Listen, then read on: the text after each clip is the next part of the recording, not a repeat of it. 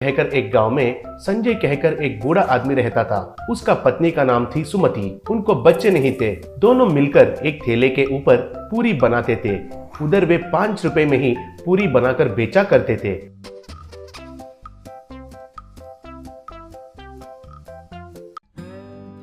उधर ठेले के पास एक डब्बा रहता था। आने वाले उस डब्बा में 5 रुपए डालकर पूरी पूछते थे। तब संजय उनको पूरी देता था।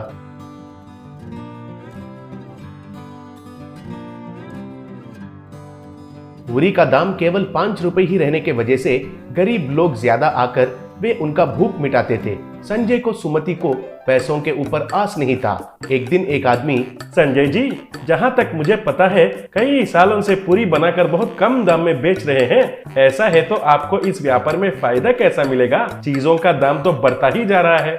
आप दाम बढ़ाना है कहकर नहीं सोचते हैं क्या? पूछा। तब संजय, बाबूजी, ये व्यापार कहकर मैं नहीं मान रहा हूँ, सेवा कहकर मान रहा हूँ। हमें तो बच्चे नहीं है, उनको संपत्ति इकट्ठा करके देना है कहकर आस भी नहीं है। हमारे खर्चे के लिए पैसे मिलेंगे तो वही काफी है। जितना गरीब लोगों का भूख मिटाते हैं उतना संतुष्टि हम पाते हैं, कहा। उसी गांव में बब्बर कहकर एक चिल्लर चोर रहता था। वो पिक पॉकेटिंग करके, चेन स्नैचिंग करके उन पैसों से पीकर बहुत मजा करता था। एक बार बब्बर संजय के ठेले के पास आया। उसे बहुत भूख लगा। तब बब्बर, अरे बाप रे, पेट में तो चूहे दौड़ रहे हैं, जेब में 1 रुपए भी नहीं है। अब ये पूरी खाने के लिए 5 रुपए चाहिए। अब कैसे? हाँ, उस डब्बा में 5 रुपए डाले जैसा नाटक करके उस बूढ़े को यकीन दिलाया तो बस है, सोचा।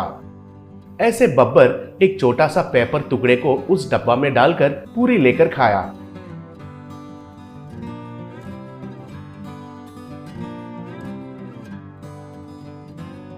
ऐसा वो हर रोज उधर आकर पेपर के टुकड़े को डब्बा में डालकर पूरी खाने लगा।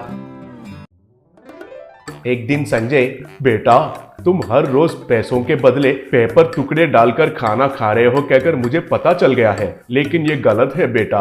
एक दिन कहे तो ठीक है, लेकिन ऐसे हर दिन आकर खाओगे तो कैसे बताओ? हमें पैसे नहीं मिलेंगे तो इस ठेले को कैसे चलाएंगे बताओ, कहा।